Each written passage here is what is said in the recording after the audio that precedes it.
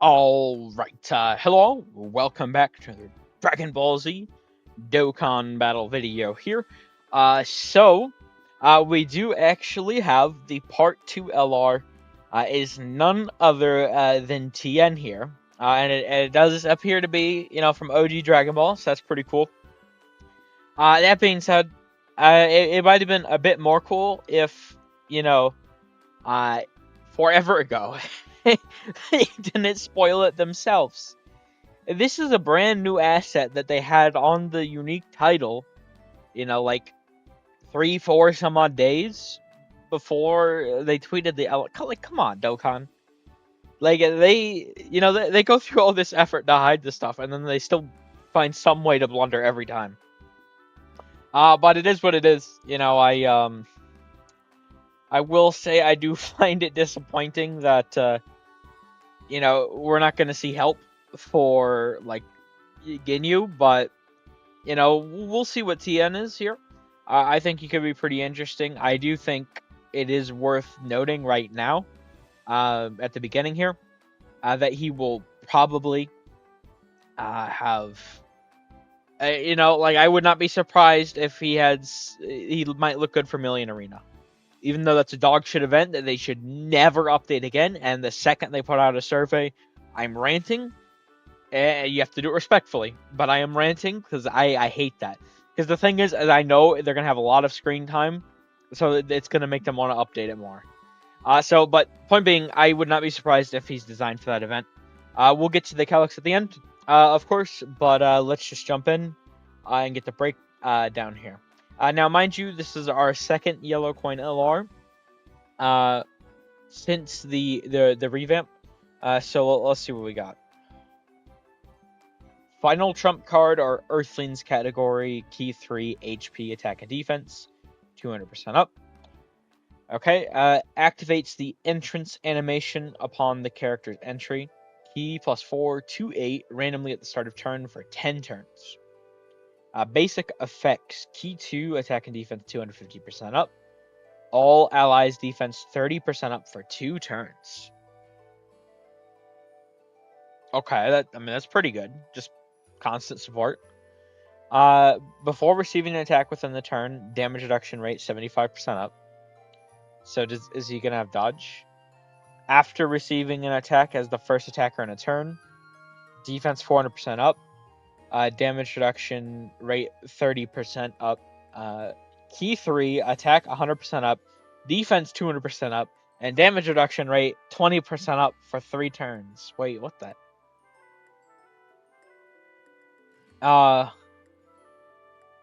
Wait, what? Huh?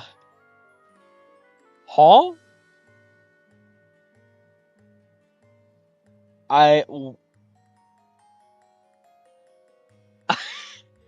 so that's so fucking crazy. That's 3 turns. Which means the first attack he'll have 95% damage reduction for. And the second one he'll have 50% with the 600% phase 2. Goddamn. Okay. As the second or third attack in a turn, 100% attack, defense 200% up. Attacks are effective against all types for 4 turns. Attack 400% up, defense 200% up, and great chance of evading enemy attack when attacking. Okay, so you just passively get this, and then this is specifically when attacking. When receiving a key blast super attack, high chance of nullifying it and countering with tremendous power. Nullifies it and counters with tremendous power if there's a Kamehameha category enemy. Okay, that's pretty good. What do we got for the SA effects here? Raise attack for 1 turn, colossal damage to enemy, lowers attack and defense. And then that's a stack.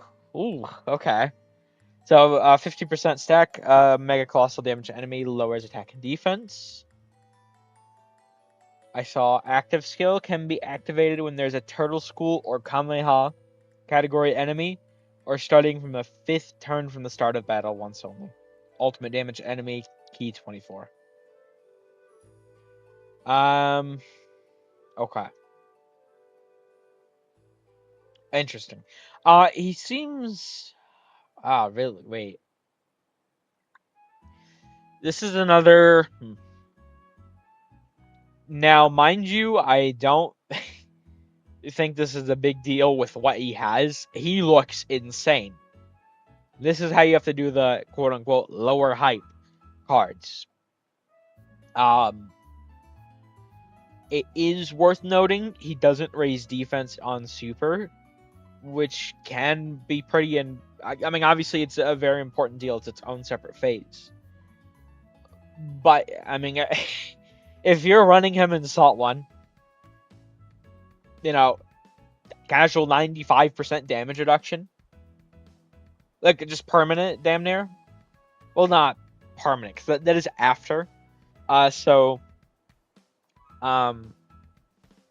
for the effects that say after, that does proc after the attack is actually received. When it says when the attack is received, or like when the word when is in there, it procs before you're actually hit. But when it says after, it procs after you're hit. So he's. You're not always going to have the 30 or the extra 20% damage reduction, mind you, because like say it's turn 1, right? You get the hit, so you know you come back turn 3, and you know he'll have it, but then when you come back again, for turn 5, he won't have it anymore. So it'll be 75% again starting out, because once again that is after. So that is worth noting. But I don't. I mean, 75% damage reduction. I suppose.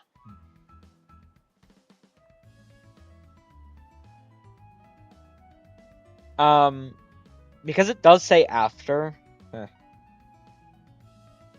I'll need to see the exact numbers, but there is technically. If you do get hit, when this ability isn't active, and it's that first hit, I think that could potentially be pretty dangerous. You're actually much more tankier with just the 30% damage reduction, because obviously you will have the other 20% up here, so you have 50%. And even though obviously 50% is less than 75%, I mean you do have 600% phase 2.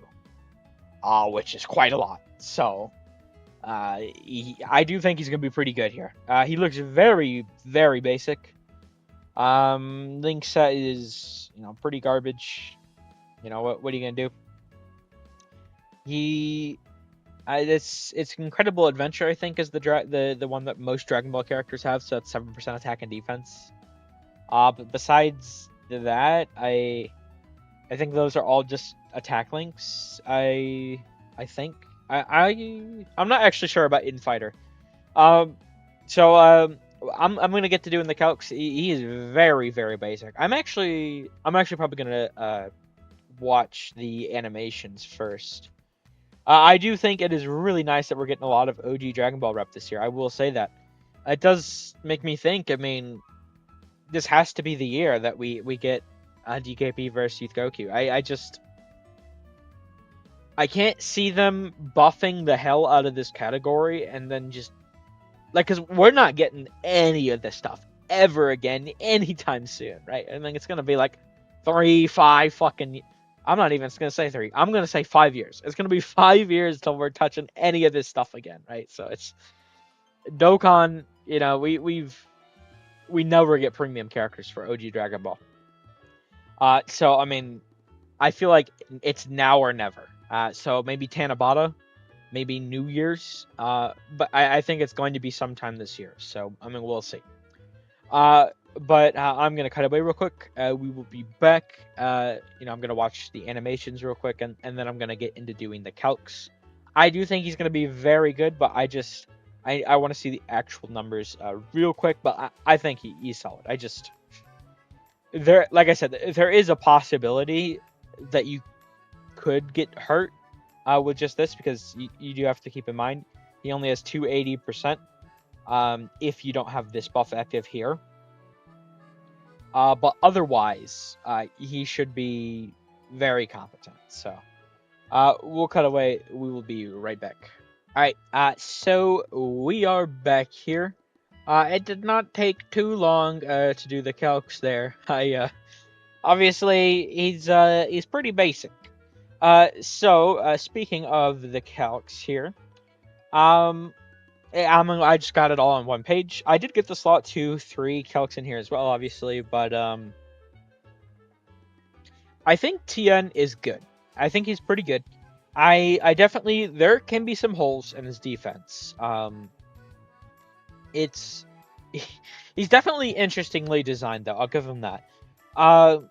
So the first turn, right, when he only has 75% damage reduction, I mean, or not even necessarily the first turn, but the turn where the 3-turn buff is not active, any turn where that happens, he could definitely, whatever that first hit is, get pretty damaged. And then going further, he can also. So I don't know. He gets very good defensively. I mean, obviously he gets up to like 50% damage reduction here. So do keep that in mind. We're getting up to like 2.2, 2.4, somewhat mill defense. Now there are still attacks that will catch him. But he should live most. I mean, it's going to depend on like both type and class, advantage, disadvantage. But I do think he's going to be very solid defensively. And I mean, as well as, I mean, you can see just from the 40% support, I mean, that juices them up quite a bit. I mean, that's like 234 some odd thousand difference. I mean, if you're running a lot of these OG Dragon Ball characters, which, mind you, I don't like that as a thing. It's not. I'm not a fan of when you like need to strap characters to support someone. I don't know if I'd necessarily say Tien needs support, but it does help him. I mean, obviously support helps everyone, but I don't know. I do think he's really good. I mean, he sort of has I mean, not exact, of course, right? But he has a similar design to Tao, or at least like design philosophy. But I genuinely like significantly like the way they did Tien a lot more, because the thing that really like grinds my gears with Tao is like you kind of like need to run Path to Power. Well, not need, but like Path to Power, it does so many good things for him, and obviously it does for a lot of characters with a high amount of damage reduction. But I feel like at least for Tien's case, you don't need like Path to Power. I mean, obviously he will make him insane. But pretty much like any of the like pretty decent OG Dragon Ball characters that support will be beneficial for him. And will pretty much make him tank most hits. So I don't know. I really like the way they went about his design a lot more. Now these are rainbow defense calcs, by the way. So this is also once again with like Tao. This is a character that and there are people that this applies to. If you're an OG Dragon Ball fan, you should probably summon. If you're going for like 79% rainbow.